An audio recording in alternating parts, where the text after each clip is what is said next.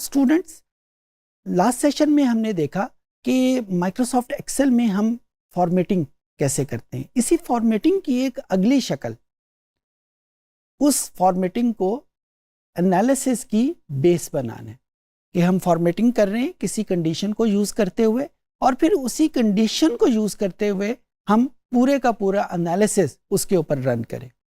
इसकी मिसाल मैं यूँ देता हूँ, हमारे पास डेटाबेस मौजूद है। उस डेटाबेस में लेट्स से मुख्तलिफ लाहौर के मुख्तलिफ इलाकों का डेटा मौजूद है, इस्लामाबाद के मुख्तलिफ मोहल्लों का, मुख्तलिफ सेक्टर्स का डेटा मौजूद है। हम अपना एनालिसिस जब उनके हर सब सेक्शन के हवाले से अलहदा करना चाहें तो इसको हम कंडीशनल एनालिसिस का नाम देते हैं। सो एनालिसिस होगा लेकिन कंप्लीट डेटे की बजाय उसके सबसेट के ऊपर होगा, और वो सबसेट कैसे डेवलप होगा? जाहिर है किसी ना किसी कंडीशन के ऊपर डेवलप होगा। वो कंडीशन जेंडर में मेल फीमेल भी हो सकती है, वो कंडीशन उनकी एजुकेशन क्वालिफिकेशंस भी हो सकती हैं, वो कंडीशन उनकी इकोनॉमिक लेवल्स भी हो सकते हैं, वो कंडीशन इस तरह का कोई भी क्राइटेरिया हो सकता है। लेकिन जब कंडीशन को यूज़ करते हुए हम एनालिसिस करें, उस कंडीशन को शामिल करते हुए, उसको हम कंडीशनल एनालिसिस कहेंगे। और एक्सेल की ज़बान में इस पर्टिकुलर एनालिसिस को हम पिवट टेबल एनालिसिस कहते हैं। ये एनालिसिस हमने गूगल शीट्स में भी किया था। यहाँ पे माइक्रोसॉफ्ट एक्सेल में इसकी इब्तदाई शक्ल तो वही है जो गूगल शीट में है, लेकिन माइक्रोसॉफ्ट एक्सेल में पिवट टेबल एनालिसिस बहुत एडवांस लेवल तक चला गया है, और इसमें उसकी विजुअलाइजेशन भी शामिल हो गई है। इसमें इसकी एडवांस फंक्शंस भी इसमें इस्तेमाल होते हैं। जो सॉर्टिंग और फिल्टरिंग का फंक्शन हमने लास्ट सेशन में सीखा था वो ऑटोमेटिकली इसमें बिल्ट इन हो गया है। सो ये सारे फंक्शंस जो हैं वो हम इस सेशन में लर्न करेंगे। जी स्टूडेंट्स, पिछले सेशन में हमने पिवट टेबल के हवाले से कुछ इब्तदाई बातें की, उसकी फील्ड की सेटिंग की बातें की, किस फील्ड को हम यूज़ कर सकते हैं फिल्टर में, रोज़ में, कॉलम में या वैल्यूज़ में, और किसको हमें यूज़ नहीं करना चाहिए। इस सेशन में हम एक स्टेप आगे लेंगे कि जो टेबल हमारे पास आ रहा है उस कंडीशनल एनालिसिस का, उसको हम एक विजुअलाइजेशन में कैसे कन्वर्ट कर सकते हैं। कंडीशनल फॉर्मेटिंग में भी हमने देखा कि हमने प्राइमरीली नंबर्स थे जिनको हमने विजुअलाइजेशन में कन्वर्ट किया। उसी तरीके से हम यहाँ पे इस सेशन में देखेंगे कि हमारे पास पिवट टेबल मौजूद है, तो उस पिवट टेबल को हम एक ग्राफ में या चार्ट में कैसे कन्वर्ट कर सकते हैं। यहाँ पे एक बात मुझे बताना चाहता हूँ, पहले भी आपसे जिक्र किया हुआ है कि डेटा एनालिटिक्स में जब हम ग्राफ का वर्ड बोलते हैं तो हमारे नज़र में कंटिन्यूस वेरिएबल या क्वांटिटेटिव वेरिएबल होता है जिसके लिए एक ग्राफ बनता है, और हमारे पास एक कैटेगोरिकल वेरिएबल होता है जिसके लिए हम एक चार्ट का वर्ड यूज़ करते हैं। वो डिस्टिंक्शन यहाँ पे भी रहेगी।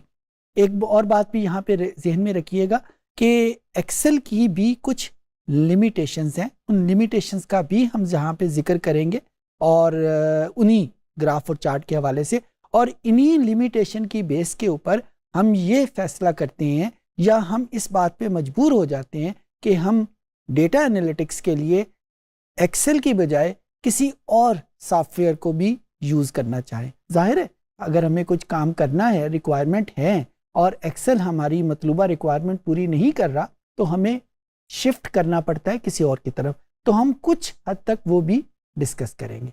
सो स्क्रीन के ऊपर आपके पास वही डेटाबेस मौजूद है जिसको हम हमेशा यूज़ करते आए हैं, कस्टमर डीबेस को।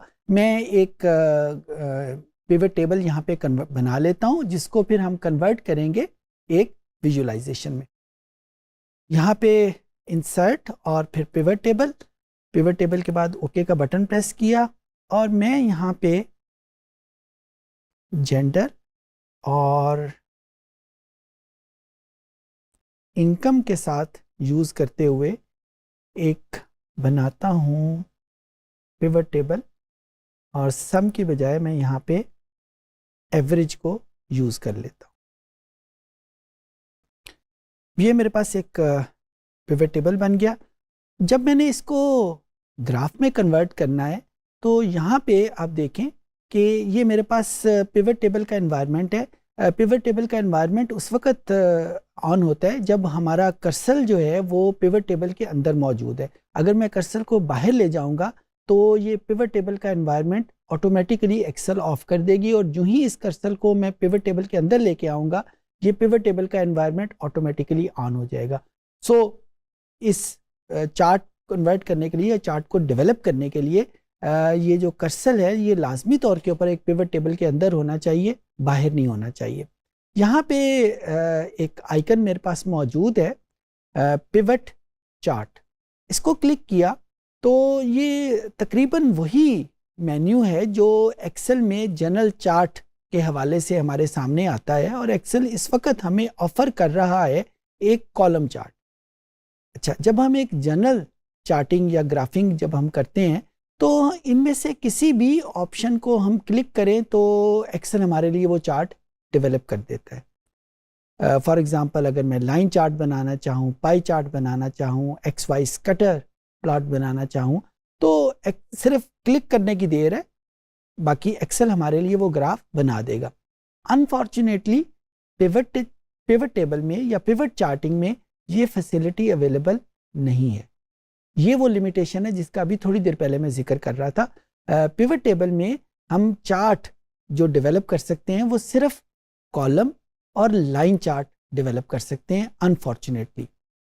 दूसरे चार्ट बनाने के लिए तरीका इनडायरेक्ट है, ये नहीं कह रहा कि वो चार्ट बना ही नहीं सकते, लेकिन उसके लिए इनडायरेक्ट मेथड है। डायरेक्ट मेथड हमारे पास यही है। फॉर एग्जांपल यहाँ पे मैंने कॉलम को क्लिक किया, ओके का बटन प्रेस किया, तो अब मेरे पास यहाँ पे वो ग्राफ एक कॉलम या बार चार्ट की सूरत में मेरे सामने आ जाएगा, और ये 0 का मेरे पास अलहदा कॉलम है, 1 का मेरे पास अलहदा कॉलम है, और जो हाइट है इन बार्स की ये मुझे बता रही है ये जो वैल्यूज़ हैं इन वैल्यूज़ के आगे उनकी वैल्यू हाइट उसके ऊपर डिपेंड कर रही है। अच्छा, यहाँ पे एक और बात भी जहन में रखिएगा कि ये जो हमारे पास ग्राफ या चार्ट बनते हैं, जब हमारे पास सिर्फ एक वेरिएबल हो जिसके लिए हमने ग्राफ या चार्ट डेवलप करना हो तो उसकी इंटरप्रिटेशन हम डिफरेंट तरीके से करते हैं, और जब हमारे पास एक से ज़्यादा वेरिएबल हो तो उनकी इंटरप्रिटेशन डिफरेंट तरीके से होती है। ये हमने पहले भी डिस्कस किया था कि जब एक वेरिएबल होगा तो हम उसकी इंटरनल कन्फिगरेशन के हवाले से ज़्यादा जानना चाहेंगे, और जब एक से ज़्यादा वेरिएबल होगा तो हम उनके दरमियान में रिलेशनशिप को देखना चाहेंगे। यहाँ पे मेरे पास सिर्फ एक वेरिएबल है, कौन सा वेरिएबल है? इनकम। तो मैं उसकी इंटरनल कन्फिगरेशन में के बारे में ज़्यादा इंटरेस्टेड हूँ, या जो इंटरप्रिटेशन पॉसिबल है वो सिर्फ उसकी इंटरनल कन्फिगरेशन के बारे में हो सकती है। और यहाँ पे इसकी इंटरप्रिटेशन जो की जा सकती है वो ये है 0 stand for male and 1 stand for female. तो यहाँ पे इस ग्राफ से, इस चार्ट से मुझे क्लियर है कि जो मेल को क्योंकि 0 रिप्रेजेंट कर रहा है तो मेल की इनकम जो है वो फीमेल से बहुत ज़्यादा है, एवरेज इनकम। सिमिलरली एक और ग्राफ हम यहाँ पे डेवलप कर सकते हैं। जब बाय द वे जब ये ग्राफ मेरे पास मौजूद है तो कुछ चीज़ें यहाँ पे और भी पॉसिबल है। फॉर एग्जांपल ये ग्राफ के मोड में जब मैं इसके डिज़ाइन में क्लिक करता हूँ, ग्राफ के मोड में या डिज़ाइन में क्लिक करता हूँ, यहाँ पे मेन्यू में मेरे पास मौजूद है, तो यहाँ पे मेरे पास पहला ऑप्शन ऐड चार्ट एलिमेंट्स, इसको क्लिक किया, कुछ आइटम्स मेरे सामने आएंगे। फॉर एग्जांपल मैं इसके एक्सिस को क्लिक करना चाहूँ, आपके साथ पहले भी डिस्कस हुआ था कि हॉरिजेंटल एक्सिस किसको कहते हैं, वर्टिकल एक्सिस किसको कहते हैं। जब हम डेटा एनालिटिक्स की बात करते हैं तो वहाँ पे हॉरिजेंटल और वर्टिकल की टर्म यूज़ होती है, एक्स एक्सिस और वाई एक्सिस की टर्म हम आम तौर के ऊपर यूज़ नहीं करते। यूज़ करना गलत नहीं है, आम तौर पे हम यूज़ नहीं करते। इस चार्ट के कुछ एलिमेंट्स जो हैं वो हम चेंज या उनको मॉडिफाई कर सकते हैं। फॉर एग्जांपल यहाँ पे जो एक्सिस हैं उनके नाम भी लिखे जा सकते हैं। उनको नाम लिखने के लिए हम ये प्लस का बटन क्लिक करेंगे और यहाँ पे एक्सिस टाइटल को क्लिक कर लेंगे। वंस एक्सेस टाइटल क्लिक कर लिया, अब हमारे पास इसको लिखने के लिए मौजूद है कि इस एक्सेस टाइटल को मैं जेंडर लिख देता हूँ, क्योंकि ये जेंडर की 2 वैल्यूज़ मुझे बता रहा है, और यहाँ पे इस एक्सिस को मैं लिख देता हूँ कि ये उनकी एवरेज इनकम बता रहा है। तो ये हमारे पास मौजूद है कि जिस तरीके से हम चार्ट के मुख्तलिफ एलिमेंट्स को ऐड इसमें कर सकते हैं। अच्छा, ये कलर जो चेंज करना है वो भी यहाँ पे किया जा सकता है। इसको यहाँ पे अगर हमने क्लिक किया, फिल का बटन प्रेस किया, तो यहाँ पे हमारे पास इसका कलर भी चेंज हो सकता है। यानी दूसरी जो चार्ट के हवाले से जो इसकी करैक्टरिस्टिक है वो सारी की सारी हो सकती है। यहाँ पे जो इम्पोर्टेंट बात है याद रखने वाली वो ये है कि क्या हम इस चार्ट की टाइप को चेंज कर सकते हैं। तो यहाँ पे डिज़ाइन के बटन को, पहले हम एनालाइज में थे, डिज़ाइन पे बटन को प्रेस किया, चेंज चार्ट टाइप हम इसको क्लिक किया, और यहाँ पे हमने देखा कि कौन सी टाइप हम इस्तेमाल कर सकते हैं और कौन सी टाइप हम इस्तेमाल नहीं कर सकते। लाइन, यस, उसने चेंज भी कर दिया और ये हमारे पास मौजूद है। पाई, ये भी पॉसिबिलिटी मौजूद है। बार चार्ट, ये भी हमारे पास मौजूद है। एक्स वाई स्कैटर, यहाँ ये वाली पॉसिबिलिटी हमारे पास मौजूद नहीं है। और इसकी वजह क्या है? उसकी वजह ये है कि ये हमारे पास वेरिएबल ही एक है। तो एक वेरिएबल के लिए हम रिलेशनशिप, क्योंकि जब 2 वेरिएबल होते हैं तो उसके लिए स्कैटर डायग्राम बनता है, स्कैटर प्लॉट बनता है। यहाँ पे वेरिएबल ही इनकम है तो किसके साथ उसका रिलेशनशिप देखेगा, लिहाजा वो ऑप्शन हमारे पास मौजूद नहीं है। सिमिलरली जहां जहां ग्राफ 2 वेरिएबल के लिए पॉसिबल है, या 2 वेरिएबल के लिए डिफाइन होता है, या 2 से ज्यादा वेरिएबल के लिए डिफाइन होता है, वो ऑप्शन यहाँ पे अवेलेबल नहीं है। अच्छा, अब उसके बाद हमारे पास जो और इम्पॉर्टेंट वैल्यूज हैं, हम इस ग्राफ, इस प्लॉट को, इसकी विजुअलाइजेशन को कुछ हद तक हम चेंज कर सकते हैं। कहाँ से कर सकते हैं? इसमें हमने क्लिक किया, इसके पिवट टेबल के मोड में हम क्लिक हुए, डिज़ाइन के बटन को प्रेस किया।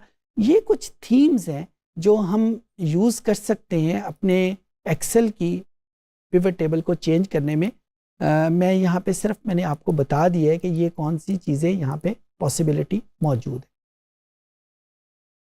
है। इस फॉर्मेटिंग के साथ साथ अगर मैं इन फंक्शंस को यूज़ करना चाहूँ इस टेबल के बाहर, तो उसके लिए हम आम तौर पे जो यूज़ करते हैं, फॉर एग्जांपल मैंने अगर इस पर्टिकुलर वैल्यू में कोई वैल्यू ऐड करनी है, तो मैं क्या, आम तौर पे हम क्या करते हैं, हम इसको इस इक्वल टू का बटन प्रेस किया और यहाँ पे इसको क्लिक कर लिया। लेकिन जो ही हमने यहाँ पे क्लिक किया तो आप ये देखें कि बहुत बड़ी वैल्यू लिखी हुई आ गई। इस फार्मूले के साथ, इस बड़ी वैल्यू के साथ हम इसके ऊपर कोई कैलकुलेशन, कोई फर्दर कैलकुलेशन हम नहीं कर सकते। तो उस कैलकुलेशन के लिए, और ये जो उन्हीं लिमिटेशंस में शामिल है जो भी थोड़ी देर पहले मैंने आपसे जिक्र किया कि पिवट टेबल की एक्सेल में कुछ लिमिटेशन मौजूद हैं, तो उनमें से एक लिमिटेशन ये भी है कि इन वैल्यूज़ को जो एक पिवट टेबल के अंदर मौजूद हैं, हम उनको फर्दर कैलकुलेशन के लिए डायरेक्टली यूज़ नहीं कर सकते। अच्छा, डायरेक्टली यूज़ नहीं कर सकते तो कैसे यूज़ करेंगे? उसका तरीका ये है कि हम इसका सेल रेफरेंस यूज़ कर लें, B4। अब B4 किया तो B4 में वो जो लंबी सी लाइन पहले लिखी हुई आई थी इस पिवट टेबल की, ऐसा कुछ नहीं लिखा हुआ आया। तो अब हम इसमें कोई भी कैलकुलेशन करना चाहें, फॉर एग्जांपल इसमें मैंने 34 मिसाल के तौर बता रहा हूँ, इसमें मैंने ऐड कर लिया तो अब ये आसानी के साथ उसमें ऐड हो गया। सिमिलरली अगर मैंने इसकी परसेंटेज कैलकुलेट करनी है, परसेंटेज कैलकुलेट करने का तरीका आपको पता है कि इस वैल्यू को टोटल वैल्यू के ऊपर डिवाइड करते हैं और फिर उसको परसेंटेज 100 से मल्टीप्लाई कर लेते हैं। लेकिन अगर इस परसेंटेज को कैलकुलेट करते वक्त मैंने इसको क्लिक किया तो ये वही एक लंबी सी लाइन जो पिवट टेबल की कमांड है वो लिखी हुई आ गई। इस फॉर्म में मैं ये कैलकुलेशन इसके ऊपर नहीं कर सकता। तो इस कैलकुलेशन को करने के लिए मुझे इसका सेल एड्रेस जो है वो देना पड़ेगा, B4 डिवाइडेड बाय B6, और इसको एंटर किया। इस वैल्यू को फिर मैंने परसेंटेज के बटन को प्रेस किया तो ये मेरे पास उसकी वैल्यू कैलकुलेशन होके आ जाएगी। सिमिलरली जब मैंने इसको कॉपी किया दूसरी वैल्यू के साथ तो ये मेरे पास दूसरी वैल्यू B7, ये डिवीजन बाय 0 क्यों आया? इस वजह से आया कि ये B7 इसने इसके सेल रेफरेंस को गलत तरीके से कैलकुलेट किया है, तो मुझे डॉलर साइन यहाँ पे यूज़ करना था। इस कॉलम में अगर मैं डॉलर साइन यहाँ पे यूज़ करूँ तो ये फिक्स हो जाएगा और चेंज नहीं होगा। अब जब मैं इसको कॉपी करूँगा यहाँ पे तो इसने ऑटोमेटिकली वो कैलकुलेट कर दी। तो ये डॉलर साइन के यूज़ करने का भी इस्तेमाल यहाँ पे मौजूद है। जो चीज़ याद रखने वाली है वो यही है कि जब इस पिवट टेबल की वैल्यूज़ को हम फर्दर किसी काम के लिए यूज़ करना चाहें, वो फर्दर एक परसेंटेज कैलकुलेशन भी हो सकती है, वो फर्दर उसकी रैंक की कैलकुलेशन भी हो सकती है, वो फर्दर उसकी सॉर्टिंग भी हो सकती है। वैसे सॉर्टिंग तो पिवट टेबल के अंदर भी हो जाती है, लेकिन अगर हम इसको फर्दर किसी काम के लिए अलहदा तौर पे सॉर्टिंग करना चाहें तो पिवट टेबल की कमांड हमें सेल रेफरेंस के तौर पे यूज़ करनी पड़ेगी। सेल रेफरेंस के तौर के ऊपर पिवट टेबल की एंट्री को यूज़ करना पड़ेगा, तब वो कैलकुलेशन उसके ऊपर होगी। उम्मीद है कि चीज़ें आपको समझ आ गई होंगी। इस सेशन में हमने देखा कि पिवट टेबल को हम मुख्तलिफ हवालों से कंडीशनल एनालिसिस के लिए कैसे यूज़ करेंगे। हमने ये भी देखा कि पिवट टेबल की बेस के ऊपर हम विजुअलाइजेशन कैसे डेवलप करते हैं। हमने ये भी देखा कि पिवट फंक्शन के साथ साथ हम एक्सेल के जो दूसरे फंक्शंस हैं उनको कैसे मिलाते हैं। इनको मिलाने का तरीका स्ट्रेट फॉरवर्ड नहीं है लेकिन मौजूद है। तो ये सारी चीज़ें हमने आज के सेशन में सीखी। उम्मीद है कि आपको चीज़ें समझ आ गई होंगी।